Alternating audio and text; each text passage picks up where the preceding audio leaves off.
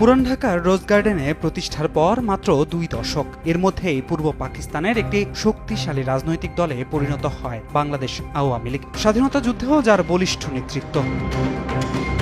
তবে এই অগ্রযাত্রা পথের কাটা হয় ঘাতকের। 75-এ বঙ্গবন্ধুকে সপরিবারে হত্যা করা হয়, অন্যদিকে জেলেই হত্যা করা হয় আওয়ামী লীগের শক্তি জাতীয় 4 নেতাকে। তৎকালীন আওয়ামী লীগ সভাপতি AHM কামরুজ্জামানকে হত্যার পর জেলে পাঠানো হয় দলটির সাধারণ সম্পাদক জিল্লুর রহমানকেও। সব মিলিয়ে স্বাধীনতার মাত্র 4 বছরেই থমকে যায় দলটির এগিয়ে যাওয়ার গতি।